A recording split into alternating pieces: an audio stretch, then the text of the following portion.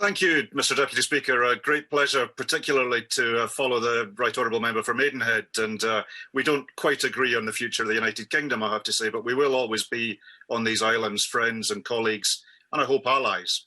But it was David Hume that said the truth emerges from an honest disagreement amongst friends. Well, certainly from my side, I'm a friend to all members of the House, but we should be in no doubt this is a very honest disagreement. Global Britain is not my party's project. That'll surprise nobody. I don't wish it any harm, but frankly, I wish it wasn't being inflicted upon my country against our democratic wishes. And I listened carefully, as I always do, to the Secretary of State, as ever, 10 out of 10 for enthusiasm, but 1 out of 10 for detail. And I have to say 0 out of 10 for recognition of the current difficulties in the real world right now. If I was Trade Secretary of the United Kingdom, a moment of fantasy, and there was shelves empty on a part of the United Kingdom, I would have mentioned that before I would have mentioned global aspirations that are hypothetical at best, rather than the real world consequences. And I'm struck as ever by the ability of the government benches to be giddy with excitement at potential upsides of what global Britain might be. And I do, for the record, wish it well. I really do want to see global Britain succeed. The battles of the past are battles for the past. But the hypothetical aspirational advantages are as nothing when set against the real world consequences that people are suffering in the real world right now, today. And there is no amount of red, white and blue breathless excitement that will distract from the fact that global Britain is an answer to a question that nobody in Scotland or Northern Ireland was asking. And frankly, nobody in Northern Ireland or Scotland is interested in right now, when we have far more pressing concerns. And the other fact is, regardless of the international links that global Britain, the UK, is going to have, the primary relationship in all forms of trade, human contact, cultural exchange is always going to be with the continent that we are part of and will remain part of. And despite the deal that was done, such as it was last minute in Brussels at the tail end of the year, far too much of the detail of that relationship remains utterly unclear, causing, again, real problems right now. And the fact that the House scrutiny of that agreement and the House scrutiny of those future relationships has been shut down, with the committee that should be doing it and is best placed to do it being closed by this administration, should really give us all concerns. And the number of things that we're losing, these aren't aspirational, hypothetical things. These are things in the real world right now. The loss of the Erasmus exchange is an act of economic vandalism against our universities and higher education sector. It came at the last minute to the talks, when previously we'd been told we will keep it, we'll try to keep it, we'll manage to somehow fix it. And at the last minute we were told, no, we weren't. So it's an act of economic vandalism against our universities, but it's an act of vandalism and vindictiveness against the future generations of students who will be shut off from those advantages. I did Erasmus myself in 1992, a long time ago, but the advantages I had then and gained then have stayed with me ever since. And it breaks my heart that future generations will not be able to take advantage of that.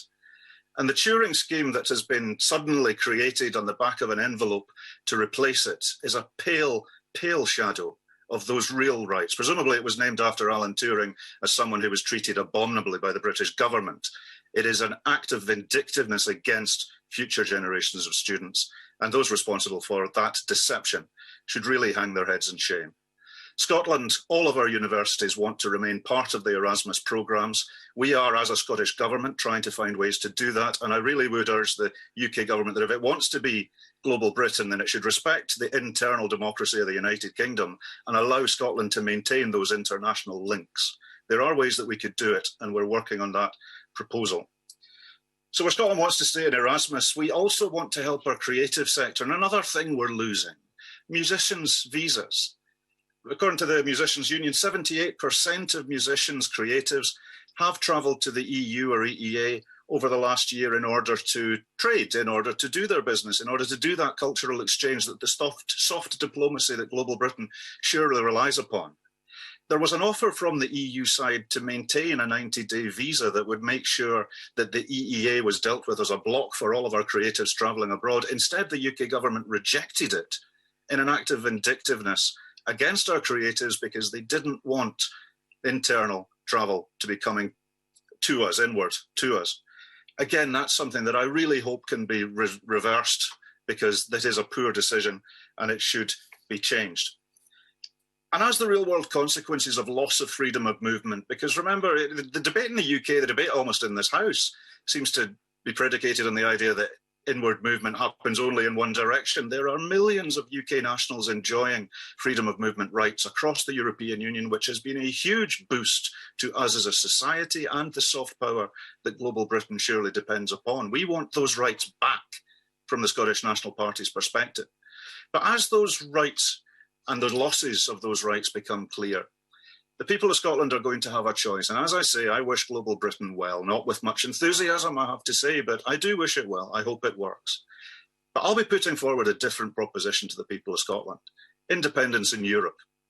There was nothing in EU membership that was holding the UK back from what it wants to do. And I very much echo the concerns from the member for Islington South and Finsbury mentioned about lack of ambition on human rights, climate change, environmental standards, all the things that we think the UK government is engaged in a race to the bottom for, rather than maintaining high EU standards. But we're going to be putting forward the independence in Europe, which will regain the rights for our exporters, for our universities, for our students, for our people who will regain the rights of freedom of movement, a huge societal and economic boost. And unlike in 2014, the first independence referendum, these are real world rights that have just been taken away from us, and the consequences are clear. And we'll be able to set them against the aspirational advantages of global Britain. And I look forward to that discussion. And I look forward to holding this government to account for its promises. I wish them well in fulfilling them, but I am confident that they will make nothing compared to the losses that we have all suffered by leaving the European Union in the worst way possible, and the lack of clarity that emerges from the continuing talks that will need to be maintained in order to take the future relationship with the European Union forward. Because whatever global Britain becomes, geography will not be altered. Britain is a medium-ranking state within the European continent. Scotland's comfortable with that, and independence in Europe is our political answer to the best aspirations of the people of Scotland.